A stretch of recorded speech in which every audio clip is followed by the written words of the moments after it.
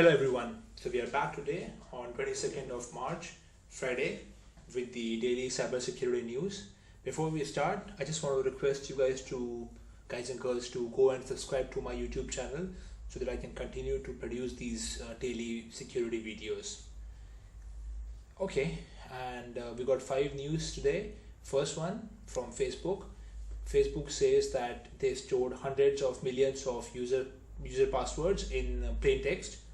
Second one from GitHub, over 100,000 GitHub repos have leaked API or cryptographic keys. Third one from NSA. NSA's Ghidra already found to be blocked by a security vulnerability.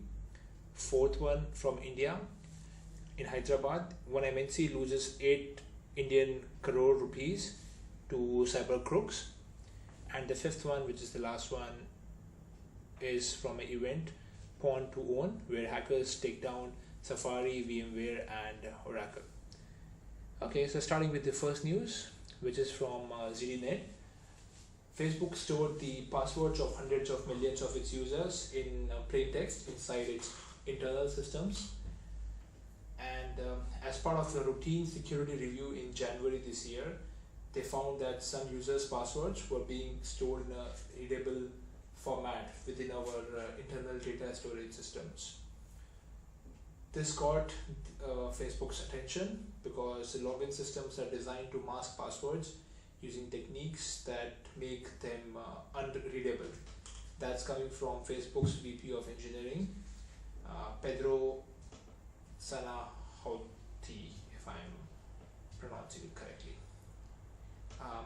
So the VP said, as a precaution, Facebook will be notifying everyone whose passwords were stored in this way. Facebook said that the passwords were never visible to anyone outside of the company and that it has found no evidence to date that anyone internally abused or improperly accessed them. So in terms of security, Facebook hashed and solved the passwords, including using a function called scrypt, as well as cryptographic key that lets Facebook irreversibly replace the actual password with a random set of characters. And that's the news you can see on ZDNet if you're interested to go and read more about it. Moving on to the second news for today, which is from GitHub, and it's also from ZDNet. So a scan of billions of files from 13% of all the GitHub public repositories done over a period of 6 months have revealed that over 100,000 repos have leaked the API tokens and cryptographic keys, with thousands of new repositories leaking new secrets on a daily basis. So this scan was part of an academic research which was carried out by NCSU, North Carolina State University, and the results have been shared with GitHub. And GitHub have already acted on the findings to accelerate its work on a new security feature called token scanning, which is currently in beta. As per NCSU, scanning GitHub accounts for a period of 6 months between October 31st last year, 2017 actually, till October 20th, 2018, and they looked for text strings formatted like API tokens and cryptographic keys. But not all API tokens and cryptographic keys are in the same format. So the NCSU team decided on 15 API token formats and 4 cryptographic key formats. So these API key formats includes the one from Google, Amazon, Twitter, Facebook, MailChimp, Mailgun, Stripe, Twilio, Square, Braintree and Tecnetic. I'm going to go to the table now, which is also on the ZDNet website if you're interested. Here you go, it's on my screen. The research project also took place over a 6 months period, where researchers also had a chance to observe if and when account owners would realize they have leaked API and cryptographic keys and remove the sensitive data from their code. The problem with the developers leaving their API and the cryptographic keys and apps and website source code is not a new one, as we know. Earlier, Amazon has urged web developers to search their code and remove any AWS keys from public repos starting from 2014, and have also and has even released a tool to help them scan repos before committing any code to a public repo. Okay, moving on to the third news, which is from NSA. So NSA's Ghidra tool is found with security vulnerabilities, and that's actually coming weeks after the much hyped Ghidra was unveiled at the RSA conference recently. So this security tool is in limelight again in the midst of the first vulnerability revealed on it.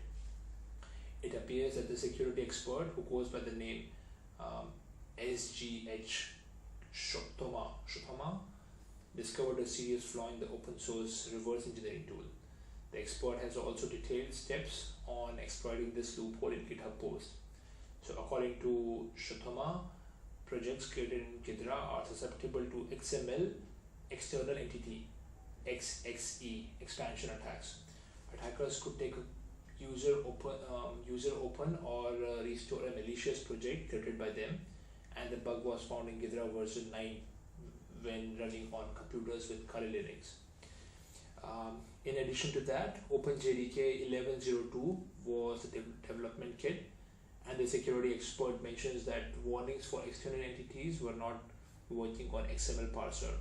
As per the latest update, this bug has been addressed in the latest version update for Ghidra 9.01. And that's the news. This one is actually from VMWare, where you can read more details about this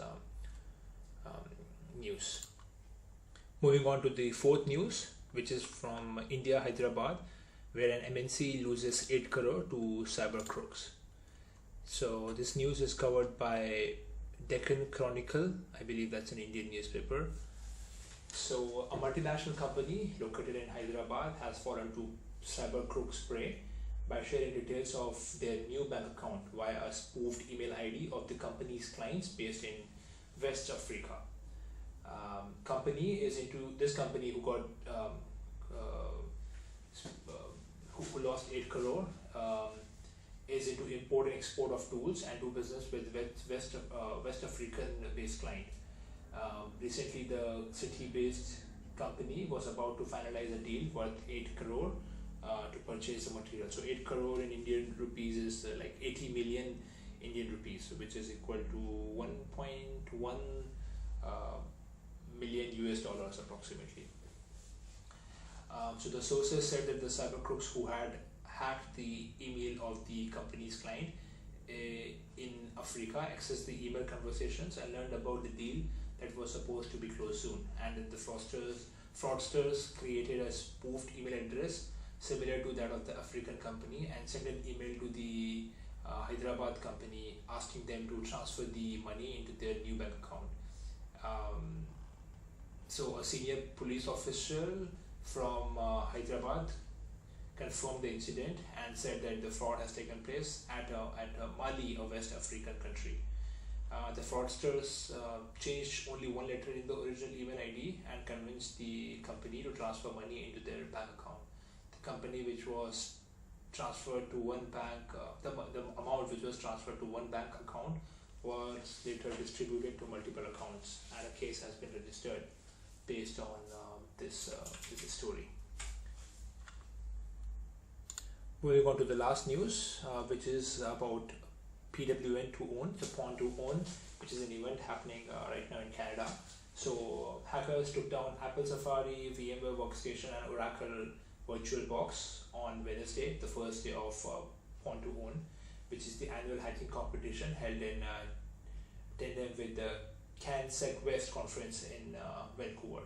Contestants with the team of Floros Estate, I couldn't pronounce the name of the team, were the first to hit the pay dirt, hacking Apple's Safari browser while escaping the sandbox. The team used an integer overflow in the browser and heap overflow to escape the sandbox. The attack took hours using a brute force technique, eventually earning the team $55,000 US. The team was able to pop a calc on the virtual box using an integer underflow and a race condition to escalate from the virtual client, according to the write-up of the event by Zero Day Initiative. After the first failed attempt tied to botched memory leak attempt, things aligned and a successful code execution earned the two-person team $35,000, rounding the team's successful hacks with a compromise of the VMware workstation. So by leveraging a race condition and changing it on the out of bounds write, the team was able to jump from the virtual client to executing code on the underlying host operating system. So that hack earned them $70,000, bringing their total to $160,000 for the day. In total, on the day one, the hacking competition paid out $240,000. So a pretty successful day for the hackers or white hackers. Okay, so that's for the day today, but please look for Pwn2Own website for more hacking news about this event happening in Canada. I'm sure there's going to be much more interesting things coming out in the next few days. Okay, so we'll see you again. Thank you everyone. Bye.